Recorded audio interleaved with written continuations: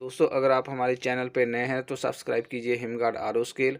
और अगर आप रिपेयर या डीलर हैं तो अपना नंबर भी कमेंट में लिखें, ताकि डिस्ट्रिक्ट वाइज या स्टेट वाइज जो भी हमारे पास वाटर फिल्टर की इंक्वायरी आए हम आपको फॉरवर्ड कर सकें। Thank you.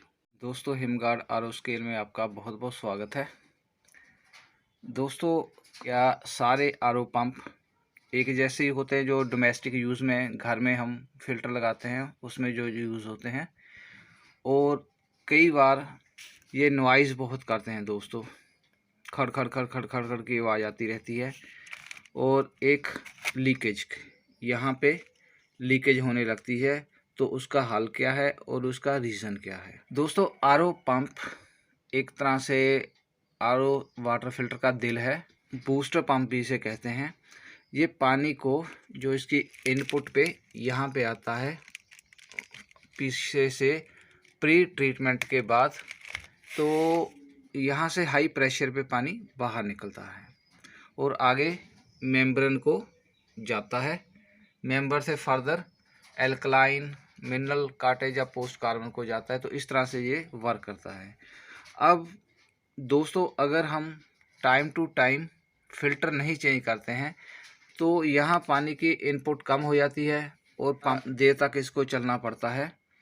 तो इसके अंदर जो पार्ट्स होते हैं वो फ्रिक्शन की वजह से घिसने लगते हैं और उनमें से ब्लैक ब्लैक पाउडर निकलना शुरू हो जाता है और एक गैप बन जाता है, जिसकी वजह से पानी यहाँ लीकेज के तौर पर बाहर आने लगता है।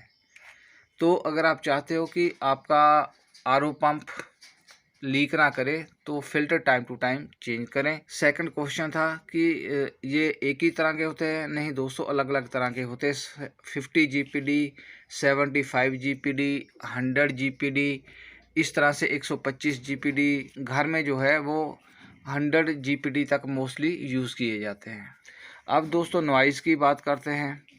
जो इसके अंदर वायरिंग सिस्टम लगा होता है, कई बार वो भी अपनी जगह छोड़ देता है और वो दाएं बाएं टकराता है। उसके अंदर एक कॉइल लगी होती है तांबे की, वो जब घूमती है तो उससे नॉइज़ पैदा होती है। इसका रीज़न भी पंप लगातार चलता रहे तो उसे इस तरफ भी कॉइल जो है उसके अंदर कार्बन ब्रशेस जो होते हैं अंदर लगे हुए वो घिस जाते हैं और कॉइल आगे पीछे दाएं बाएं चलती है और नॉइज़ पैदा करती है।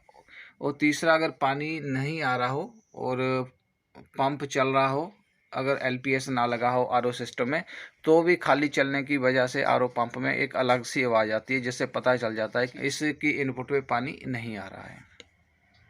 दोस्तों अब आरओ पंप की रिपेयर, अगर यहाँ से लीकेज हो रही हो, ब्लैक पाउडर निकल रहा हो, तो उस केस में आप इस पंप हेड को चेंज कर दो और चेंज करके दोबारा चला कर देखो।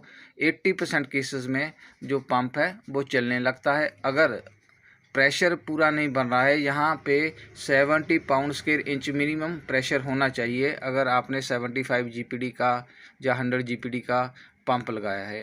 अगर फिर भी प्रेशर नहीं बना है, फिर आप पूरे पंप को ही चेंज करें तो आपकी प्रॉब्लम सॉर्ट आउट हो जाएगी। अगर नया पंप है, यहाँ से कोई लीकेज नहीं है और यहाँ आपका प्रेशर कम आ रहा है, तो इसको एक बार आप पंप हेड को खोलकर अंदर से भी साफ़ कर सकते हैं और फिर चेक कर सकते हैं। अगर प्रेशर बढ़ जाए ठीक है, नहीं तो इसके अंदर जो एक्सेसरीज होती है उसको भी 1 बाय 1 चेंज किया जा सकता है।